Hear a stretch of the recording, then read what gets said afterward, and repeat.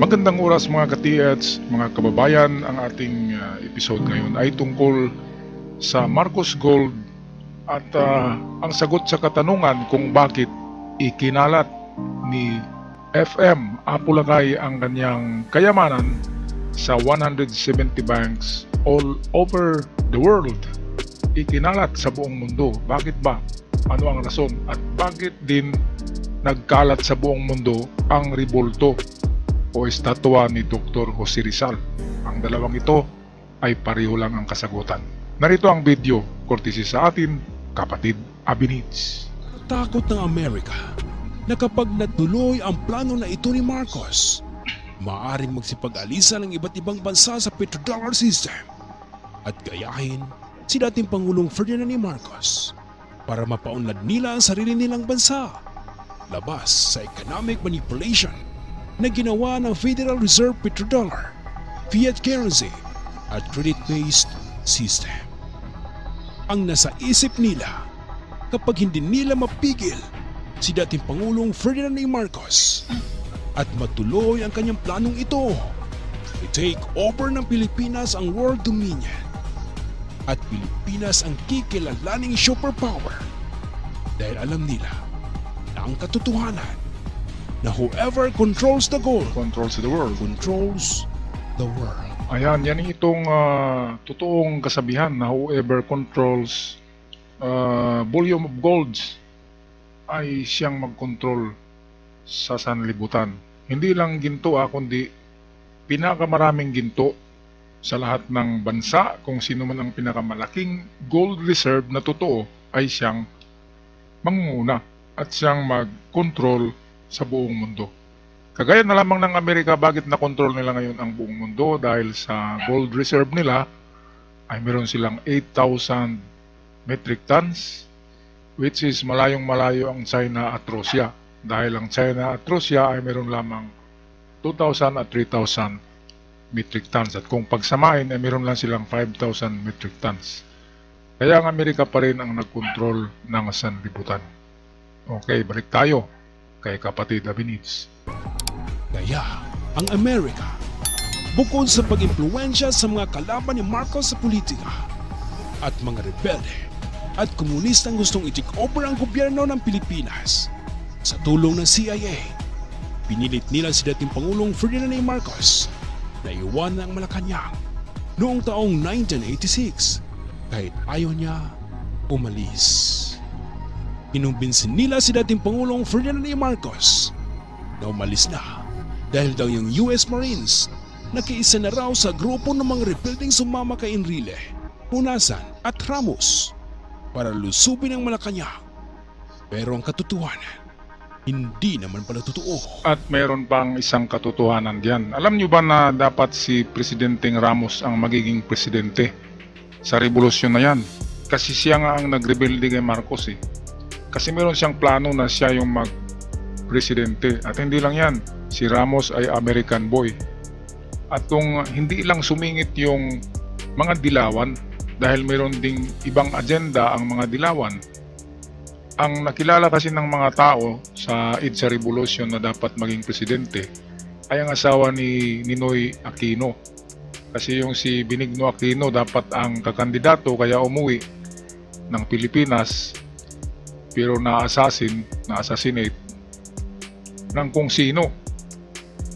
Bakit hindi mahabla ni Cory? Siya ang presidente. Dapat kulong na yun kung sino ang mastermind.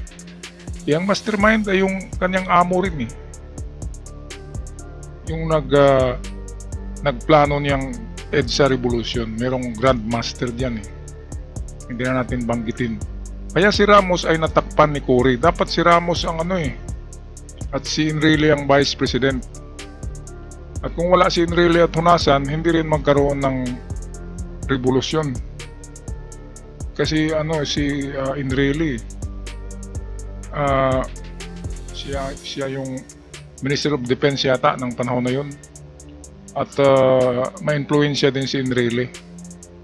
Kaya nagiging successful itong kanilang EDSA Revolution, plus back up pa sila ng Amerika. Kaya nga ay ilang taon din ang inintay ni Ramos bago siya maging presidente. Yan kanyang target in 1986 eh. Kaya dahil sa ang gusto ng Amerika na uupo ay si Cory, so si Cory ang nakaupo. At si Ramos ay nawala sa eksena. At naghintay siya ng kung ilang taon para magiging presidente. Okay, so napakagaling kasi ng Amerika magano eh. Kung alam niyo yung si Osama Bin Laden, yun ay membro ng CIA yun, si Osama. Pero nag-rebelde din sa CIA, sa Amerika. Kaya tinudas din ng Amerika. Yung mga Taliban, ginamit yan ng Amerika. Tinitraining nila yan para magipaglaban doon sa boundary ng Russia. Kaya natalo ang Russia dahil sinuportahan ng Amerika ang Taliban. Ganyan yan, tulad ngayon sa Syria. Nanalo ang Syrian rebels dahil sa Amerika at dahil sa Israel. Sila yung nag-back up. Yung ibang vlogger sabi atakihin daw ang Israel ng mga rebuilding Syrian. Hindi mangyari yun. Magkumustahan pa yan.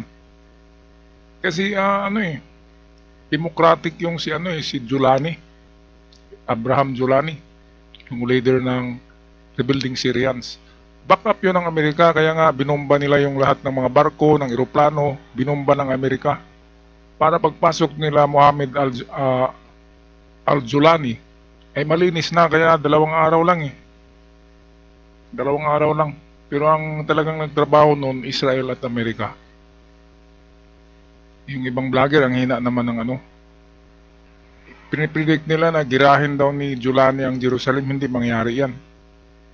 Kasi sila yung sila yung brothers dyan. Ang kontra talaga nila ay Iran. Kaya ang Iran ang atakihin ng grupo ni Giuliani kasama na ang Israel at Amerika. So grabe magmanipula ang Amerika, kaya wag nating kalabanin yan. Ang Amerika, bagkus ay ano-ano lang tayo sa kanya. Parang kung saan yung gusto niya, doon lang muna tayo kasi kung pag-initan ka ng Amerika talagang babagsak ka. Katulad ni Gaddafi sa Libya. Pinag-initan din yun ng Amerika. Okay, so dito sa video ito, malaman natin kung bakit ikinalat ni Marcos sa 170 banks all over the world. Bakit nagkalat yung kanyang mga account? Bakit hindi sa Amerika lang, Switzerland? Merong rason ito, atin malalaman dito sa video. Umalis si Marcos at ang kanyang pamilya dahil ayaw nila na may mamatay sa EDSA People Power. Dahil ang mga rebelde, handa nilang gawing sakripisyo lang ang mga inosenteng tao para lang sa kanilang personal na interes. Umalis si Marcos at ang kanyang pamilya. Dala ang kanilang ilang personal na gamit, mga sariling pera, at ipapanggamit sa kaya ng sasakyan ng CIA sa pag-aakalang dadalhin na sila pauwi sa Ilocos Norte. Pero pagdating sa Clark Air Base, imbes na dalhin sila sa Ilocos, inilipad sila papuntang Guam, then Hawaii. Pagdating nila sa Hawaii, kinonfiscate ng US Customs ang lahat ng dala nilang gamit, pera, damit, walang natira sa kanila. Kinidnap na sila. Kinuha pa ang mga dala nilang gamit. Ang ating mahal na Presidente Marcos at ang kanyang pamilya ay nagmukhang kaawa-awa sa Hawaii. Salamat na lang talaga sa mga Marcos loyalist at mga Ilocanong nakatira sa Hawaii na nagmalasakit sa kanila. Sila ang nag-provide sa kanilang mga damit, pagkain, panggastos at iba pa. Imbis na sana nakapag-retire ng tahimik, mayapa at maayos sa dating Pangulong Ferdinand Marcos sa kanilang probinsya, inabutan na lang siya ng kamatayan na wala sa kanyang sariling lupang sinilangan noong taong 1989. Bakit ganito ang isinukli ng taong bayan sa presidenteng nagmahal ng husto sa kanyang bansang Pilipinas? Ayan, kasi nabudol-budol yan eh. Yung word na budol-budol, hindi pa yan narinig natin sa taong 1986. Yun ang unang pagkabudol-budol ng sambayan ng Pilipinas. Yung naniwala sila kay Cory Aquino na siyang nag-umpisa ng paglaki ng ating utang, triple. Hindi lang triple, sa palagay ko times 10 eh, o times 100 ba. Kasi 20 billion nagiging 7 trillion yata sa panahon ni Cory. At ng mga sumusunod ay umabot ng 15 trillion eh. Kaya ngayon, tanging si PBBM lang ang nakapagbayad ng isang taon natin na utang sa World Bank. O, di ba? Bakit nabayaran niya yung isang taon natin na utang? Sa ngayon, meron na naman tayong utang kasi taon-taon tayo nangungutang eh. Anong ibibigay mo sa mga sa mga senador, congressman ng mga pork barrel nila kung wala tayong utang? Kung hindi tayo utang. Okay, at meron pang dito, itong dalawang mukha ang Amerika dito eh. Kapag may kapag-usap sila kay Marcos, ay sinabi nila na kami ang nagligtas sa iyo, kaya ginawa kayo namin sa Malacanang with helicopters, with US Air Force, kasi iligtas namin kayo sa mga tao. Pero ang totoo, ang Amerika ang nag-orkestra, ang nag-umpisa, ang nag-architect, ang nagplano ng revolusyon na yun. At ginamit lang sila Cory at saka yung mga Madre Pari rebelde. Actually, marami namang loyalista noon. Dalawang persa ang nasa EDSA eh, loyalista at saka mga dilawan. At yung iba nanonood lang yun, kaya dumami. At yung iba, nabudol-budol lang, pumunta lang doon. At naniwala naman sa mga kung ano-anong. Kasi orkestra yun eh. Sabay-sabay ang parang promosyon ng EDSA People Power sa radyo, sa telebisyon, sa newspaper, at sa mga bibig ng mga marites noon na mga binabayaran para ikalat yung EDSA Revolution sa pizza mismo na yun. Okay, balik tayo sa video. Maraming salamat sa Pangulong Duterte at ang mga labi ni Pangulong Marcos ay naihimlay na ng tuluyan sa libingan ng mga bayani. Pagkatapos ng 30 years, pinakamatagal na burol sa kasaysayan ng Pilipinas na ipinagdamot ng matagal sa pinakadakilang presidenteng naglingkod sa inang bayan. Pag-upo ni Cory Aquino, Ayan o. nag-issue agad ng Executive Order No. 1 para itayo ang Presidential Commission on Good Government or PCGG. Okay, ngayon, bakit itinayo ang PCGG? Ang Commission for Good Government daw. Ano bang good na government yan? Dahil sa gobyerno na yan, nalubog na tayo sa kumunoy.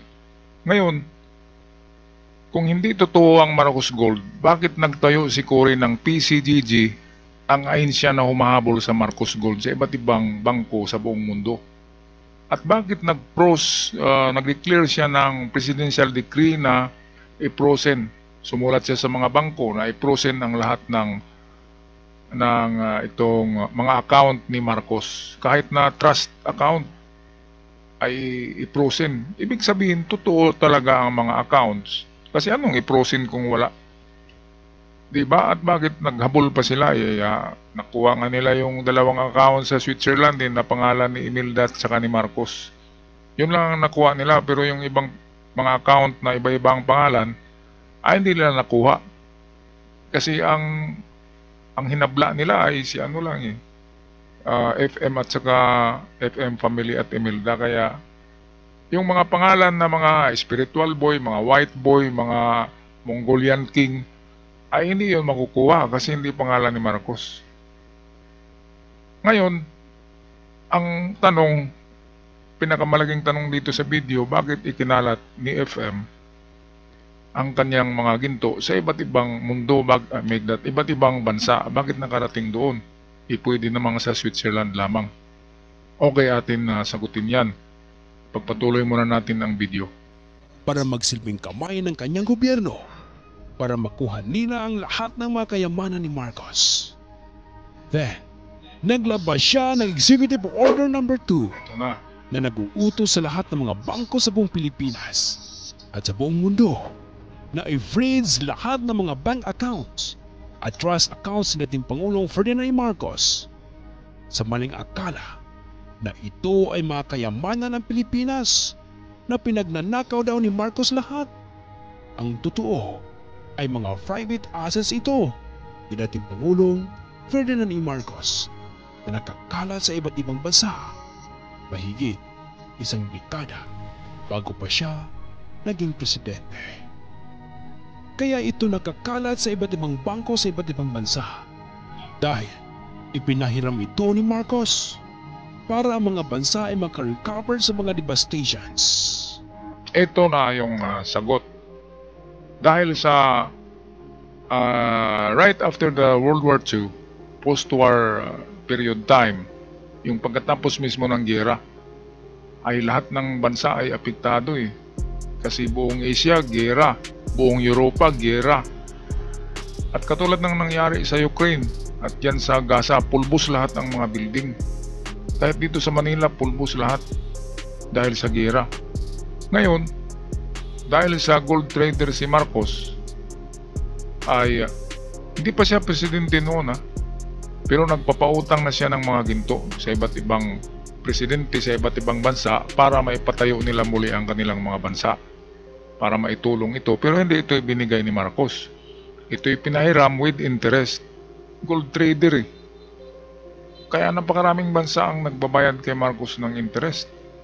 Eh kung hindi lang yun namatay, talagang superpower na tayo. Mas superpower pa tayo sa China. Kasi napakaraming ginto natin eh. Ngayon ay hindi natin alam kung nakuha na ang mga interest niyan. Pero natigil ang interest niyan mga 30 years yata dahil sa yung claim na tinatawag. Nagbigay ng taning na 30 years ang UN court para sa mga gold na yun ni Marcos kasi alam nila na galing yun sa giyera. Ang karamihan doon galing sa giyera. Kaya ang UN court mismo ang nagbigay ng kautusan na i-stop ang interest for 30 years ng mga gold asset na yon kasi baka ma-claim ng talagang may-ari. Hindi na-claim eh. Kasi tinunaw yun ni Marcos, iniba ang carats at iniba rin ang mga serial number at binago rin ang pangalan ng gold bar.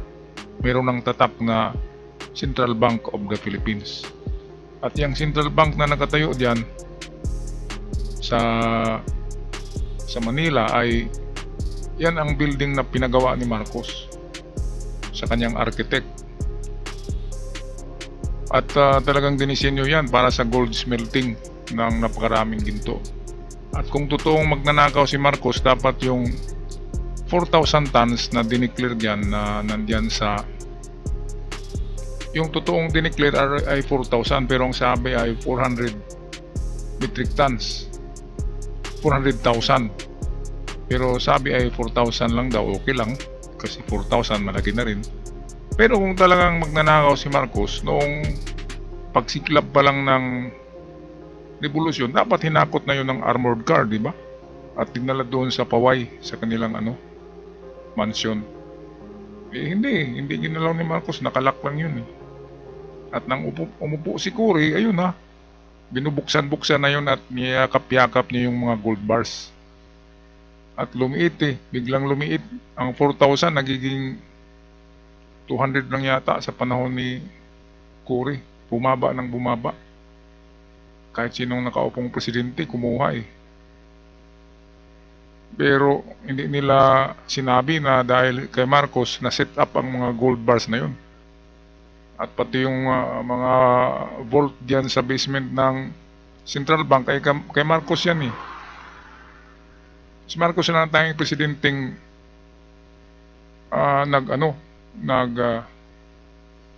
nagbigay ng gold reserve sa Pilipinas. Yan ang katotohanan. Kaya kahit ako hindi maka-Marcos, pero sa lahat ng presidente, sa kanya ako bilib. Sa kanya ako bilib, wala nang iba. Wala nang ibang makagawa ng ganito na improvement, development sa Pilipinas, infrastructures, mga tulay, mga highways, mga building, public buildings. Hanggang sa ngayon, Senate House, sinong gumawa niyan? Si Marcos. Legislative building kay Marcos, Post Office building kay Marcos, Manila City Hall kay Marcos, mga government hospital kay Marcos. Okay, pero hindi ako maka-Marcos pero yan ang katotohanan yan. Na siya lang talagang presidente na pinaganda ang Pilipinas dahil talagang mayaman siya. Sikreto lang, trillionaire ito, hindi ito billionaire, trillionaire. Pinakamayaman nga na tao yan sa buong mundo. Si Jose Rizal yung una. Pero dahil sa pinagkatiwala sa kanya ni Jose Rizal yung Gold for Humanity na ipamimigay din ni Rizal sa Pilipinas, si Marcos ang namamahala nun. Yung Gold for Humanity, iba yung kay Rizal yun, at 10% lang ang kukunin doon ni FM. Yun ang kasunduan nila ni Rizal na 10% lang sa'yo dahil ikaw ang namamahala. And then yun, rest in peace si Jose Rizal, Gold for Humanity, si Marcos ang nagpipirma. Iba yung Marcos Gold, iba yung Gold for Humanity, kay Rizal talaga yun. Kaya yan ang isang rason kung bakit si Jose Rizal, kahit saang bansa, ay ginawa nila ng rebulto kasi malaki ang tulong ni Rizal. Bakit malaki? Hindi lang sa paggamot ng mata ng mga hari doon sa Alemanya, sa Europa, kundi dahil sa pinahiram na ginto sa kanila ni Marcos, which is, ang tunay na may-ari ng Wealth for Humanity ay si Jose Rizal. So, magtanong kayo, saan galing ang ginto na yan? Sa Vatican. Ang Vatican, kahit ang mga King Solomon's Gold, ay may mga napunta sa Vatican. Napakaraming ginto ang Vatican sa buong mundo. Sila ang napakarami. At swerte lang na napunta kay Marcos, hinawakan ng isang Pilipino, hinawakan uli ng isa pang Pilipino. Dalawang Pilipino humawak niyan ng Gold for Humanity, Jose Rizal, and then Apo Lakay. Lahat ng dalawang yan ay mga hinyo, matalino, at parehong, napansin nyo yung kanilang height, pari-pareho Jose Rizal is 5'4", Marcos is around 5'6". Maliliit lang na mga tao yan, pero grabe, small but terrible. Okay, tapusin na natin ang video. Dulot ng World War II. Nakalagay ito sa mga trust accounts upang mag-earn ng interest. Kaya, malaki ang utang na loob ng iba't ibang bansa na natulungan ni Marcos sa pamamagitan ng gintong ito bago pa siya maging presidente. Kaya, huwag kang magtaka kapatid kung bakit may rebulto si Jose Rizal sa iba't ibang bansa. Dahil si Jose Rizal ay bilang simbolo ng Filipino nationalism, ang patunay na may utang na loob ang mga bansang ito sa isang Pilipino. Ayan, napakagandang kwento nito. Ang iba't ibang bansa may utang sa atin sa panahon ni Rizal at ni Marcos. Kaya dapat maging bayani ito Kaya nga, libingan ng mga bayani ang napuntahan ni Apo Lakay sa pagbaon, sa paglibing sa kanya. Pero, anong ginawa ni Sara? Huhukayin niya ang bayani at itatapon yung buto. Walang respeto ang babaeng yan. Dapat yan na babae ang itapon sa WPS na ipakain sa mga pating. Lunatic. Grabe. Kung magsalita, yung mata umiikot Nakakatakot. Nakakatakot. Kaya wag na tayong tumira. Wag na tayong mabuhay sa rehimen ng tinatakot tayo ng mga ganyan na mga klaseng tao na bawat salita ay kill and kill, tukhang-tukhang. So, tapos na ang kanilang termino, ay wag na natin balikan yun. Yung panahon na bigla na lang may kakatok sa bahay mo at tudas kayo. Okay, so pag-comment na lang sa inyong comment sa ating comment section mga kababayan, mga katiyat. Sa ako'y magpaalam na. Maraming salamat. God bless the Philippines at mabuhay ang lahat. Paalam.